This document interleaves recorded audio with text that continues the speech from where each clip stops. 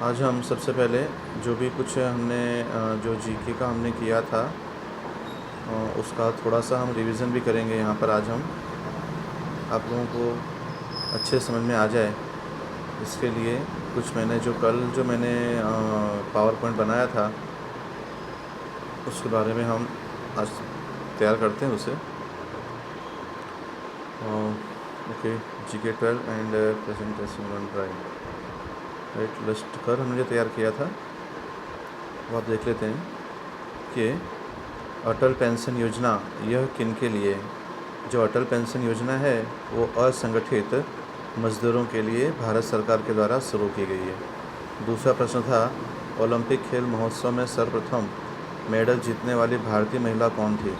तो कर्णम मल्लेश्वरी। देखो, जो कर्णम मल्लेश्वरी थी वो भारोत्तोलन की खिलाड़ी है। भारोत्तोलन का मतलब होता है वज़न उठाना। वज़न उठाना भी एक प्रकार का इसमें गेम है।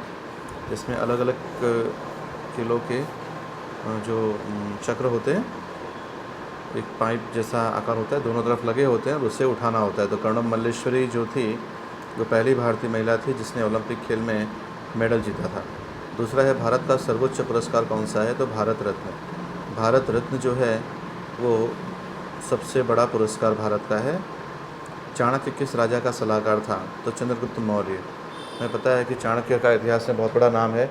उन्होंने अर्थशास्त्र की रचना भी की थी और इसलिए चाणक्य जो है वो चंद्रगुप्त मौर्य का सलाहकार था। राज्यसभा में राष्ट्रपति द्वारा कितने सदस्य मनोनीत किए जाते हैं।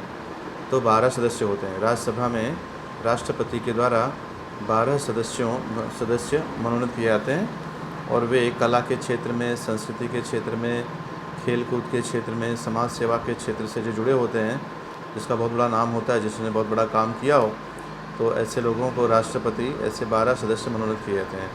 जैसे कि जाने माने जो चेहरे हैं इसमें जया बहादुरी तो फिर सपा से आई थी, और सचिन तेंदुलकर, लता मंगेशकर, रेखा, इन सभी को भी राष्ट्रपति ने मनोनीत किया था। भारतीय रेलवे का मुख्य केंद्र कहाँ पर है। तो दिल्ली में भारतीय रेलवे का मुख्य केंद्र है। हॉकी के खेल में भारत ने अब तक कितने गोल्ड मेडल जीते हैं। देखिए, गोल्ड मेडल 6 जीते हैं लेकिन कुल मेडल 11 जीते हैं। हॉकी के खेल में भारत ने अब तक गोल्ड मेडल तो 6 जीते हैं लेकिन जो टोटल मेडल की संख्या है वो 11 है। देश में सर्वप्रथम एनिमल हॉस्टल कहाँ पर स्थापित की गई है। तो साबरकाठा। गुजरात के साबरकाठा में एनिमल हॉस्टल की स्थापना की गई है। पूर्व प्रधानमंत्री अटल बिहारी वाजपेयी के जन्मदिन को किस रूप में मनाया जाता है। तो सुशासन दिवस। भारतीय डाक विभाग ने स्पीड पोस्ट की सुविधा कब से शुरू की। तो अगस्त 1986, अगस्त महीने में 1986 को भारतीय डाक विभाग ने स्पीड पोस्ट सुविधा प्रारंभ की थी। कुचिपुड़ी नृत्य भारत के किस प्रदेश का है। तो कुचिपुड़ी नृत्य भारत के आंध्र प्रदेश का है।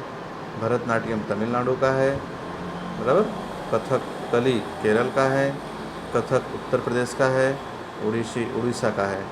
तो इस तरह से आपको नृत्य याद रखने हैं। भारत रत्न से सर्वप्रथम किस विदेशी नागरिक को सम्मानित किया गया। तो खान अब्दुल गफ्फार खान। खान अब्दुल गफ्फार खान को सरहद का गांधी भी कहते हैं। इन्होंने जो है महात्मा गांधी की विचारधारा को अपनाया था और भारत और पाकिस्तान अलग हो जाने के बाद में काफ़ी इन्होंने पाकिस्तान के अलग होने का विरोध भी किया था और इन्होंने काफ़ी बड़ी समाज सेवा भी की थी, मानव सेवा भी की थी। उन्हें वहाँ का सरहद का गांधी भी कहा जाता है, इसलिए खान अब्दुल गफ्फार खान को सबसे पहले भारत रत्न दिया गया था, जो एक विदेशी नागरिक थे। इंडियन सिविल सर्विस में जुड़ने वाले प्रथम भारतीय कौन थे। तो ब्रिटिश सरकार के द्वारा, इंग्लैंड के द्वारा सेवा करने के लिए, भारत सरकार के अंदर सेवा कर सकें ऐसे उच्च अधिकारियों की आवश्यकता होती थी। इंग्लैंड से लेकर के इंडिया तक जिनके संस्थान थे उन संस्थानों में, तो इसके लिए इंडियन सिविल सर्विस परीक्षा की शुरुआत की गई थी। तो यह परीक्षा में पास करके इस सेवा में जुड़ने वाले जो सबसे पहले हमारे भारतीय थे वो थे सत्येंद्रनाथ टैगोर। प्रोजेक्ट टाइगर किस वर्ष शुरू किया गया। तो 1973 में। प्रोजेक्ट टाइगर एक ऐसा है कि मतलब कि भारत के अंदर बाघ को बचाने के लिए, बाघ की जातियाँ बहुत तेज़ी से कम हो रही थी, लोग इसका शिकार कर रहे थे, तो इनको बचाने के लिए एक मुहिम चलाई गई, उसका नाम था प्रोजेक्ट टाइगर और ये 1973 में शुरू किया गया। आंध्र प्रदेश की मुख्य भाषा कौन सी है। तो तेलुगु। भारत की किस नदी पर विश्व का सबसे बड़ा टापू है। तो ब्रह्मपुत्रा। ब्रह्मपुत्रा नदी पर विश्व का सबसे बड़ा टापू है, इसका नाम क्या है, ये आपको ढूंढना है। एशिया की सबसे बड़ी कृषि यूनिवर्सिटी भारत में कहाँ पर है, तो हरियाणा में। हरियाणा के अंदर जो है एशिया की सबसे बड़ी कृषि यूनिवर्सिटी है और इसका नाम क्या है, ये आप जानिए। शिमला किस राज्य की राजधानी है, तो हिमाचल प्रदेश। हिमाचल प्रदेश की राजधानी शिमला है। गॉड्स ओन कंट्री अर्थात जो है गॉड्स ओन कंट्री के हमारे देश के अंदर ईश्वर का वास अगर है तो कहाँ पर है, तो केरल में है। ऐसा वहाँ का जो है वो उस प्रवासन विभाग के द्वारा घोषित किया गया यह वाक्य है। गुजरात राज्य में शुरू में की गई अभियम 181 योजना किसके लिए है, तो महिलाओं के उत्पीड़न के लिए है। अगर कहीं महिलाओं का उत्पीड़न हो रहा हो तो आप डायल 181 कर देंगे तो तुरंत वहाँ पर महिला पुलिस की गाड़ी आकर के उससे बचाने के लिए उसे न्याय दिलाने की कोशिश करेगी। तो अभियम 181 नाम की ये योजना है वो गुजरात राज्य में शुरू की गई है और महिलाओं के उत्पीड़न को रोकने के लिए बनाई गई है। आजवा डैम बड़ौदा के पास में है, बड़ोदरा में है और यह डैम बनाया गया था सयाजीराव गायकवाड़ के द्वारा। द्वारका का मंदिर किस नदी किनारे है, तो गोमती नदी। द्वारका जो मंदिर है धामों में उसका नाम आता है, जगन्नाथ जो पुरियाँ हैं ना, पुरियाँ कुल मिला के 7 पुरियाँ जो हैं, 7 पुरियों में द्वारका का भी नाम आता है। तो द्वारका जो है गोमती नदी किनारे है। गुजरात विद्यापीठ के प्रथम कुलपति कौन थे, महात्मा गांधी। जब 1920 के अंदर असहकार आंदोलन की शुरुआत की गई थी उस समय लोगों ने जो है अंग्रेजी शिक्षा को छोड़ करके अंग्रेजी यूनिवर्सिटियों को छोड़ा था, अंग्रेजी विद्यालयों को छोड़ा था। उसी समय जो है गुजरात विद्यापीठ की स्थापना की गई थी और उसके जो पहले जो कुलपति थे वे महात्मा गांधी थे। अगला है गुजरात की सर्वप्रथम लॉ यूनिवर्सिटी कहाँ पर है, तो गांधीनगर में। गुजरात की सबसे पहली लॉ यूनिवर्सिटी वह गांधीनगर में। गुजरात के प्रथम महिला उपकुलपति कौन थी, तो हंसाबेन मेहता। हंसाबेन मेहता जो थी वो गुजरात की प्रथम कुलपति थी। गुजराती भाषा की प्राचीन हस्तलिखित पुस्तकों के संग्रह के लिए कौन सी संस्था कार्य करती है, तो फॉप्स गुजराती सभा। फॉप्स गुजराती सभा जो है वो गुजराती भाषा की प्राचीन हस्तलिखित जो प्रतियां होती हैं उसको सुरक्षित रखने का काम करती है। सर्वोच्च न्यायालय के सर्वप्रथम गुजराती न्यायमूर्ति कौन थे, तो हरिलाल कणिया। ये जो है चीफ जस्टिस ऑफ इंडिया सबसे पहले थे गुजराती। अहमदाबाद के प्रथम मेयर कौन थे, तो चुनीभाई भैरवनाथ। ये जो है वो प्रथम मेयर थे। पंचमहाल भील सेवा मंडल की स्थापना किसने की थी, तो ठक्कर बाबा। ठक्कर बाबा ने पंचमहाल भील सेवा मंडल की स्थापना की थी। भारत सरकार की बाल स्वच्छता मिशन का प्रारंभ करने वाले प्रधानमंत्री कौन थे, नरेंद्र मोदी। नवसारी पूर्णा नदी किनारे आया हुआ है। हेमचंद्राचार्य के द्वारा स्थापित ज्ञान मंदिर पाटण में है। गुजरात के किस जिले में सबसे लंबा समुद्री किनारा मिला है, तो जामनगर। जामनगर को सबसे लंबा समुद्री किनारा मिला है। गुजरात की कौन सी नदी प्रतिवर्ष रेती के भंडार में परिवर्तित हो जाती है, मतलब बहुत सारी रेती खींच करके लाती है, तो वो है गोलक नदी। गोलक नदी जो है बहुत रेती खींच कर लाती है। गुजरात की उत्तरी सीमा में कौन सी पर्वतमाला है, तो अरावली पर्वतमाला गुजरात की उत्तरी सीमा पर है।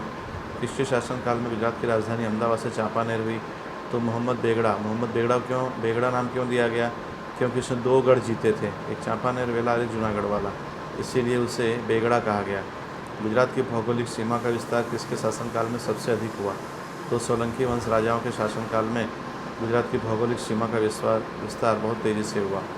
आदिवासियों के उत्थान के लिए दक्षिण गुजरात में वेड़छी में आश्रमशाला की शुरुआत किसने की थी, तो जुगत राम दवे ने की थी। चंद्रगुप्त मौर्य ने जूनागढ़ में कौन सा जलाशय बनवाया था, सुदर्शन तालाब बनवाया था।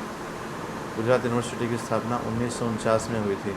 गुजरात में वर्नाक्युलर सोसाइटी की स्थापना किसने की थी, तो अलेक्जेंडर फोप्स।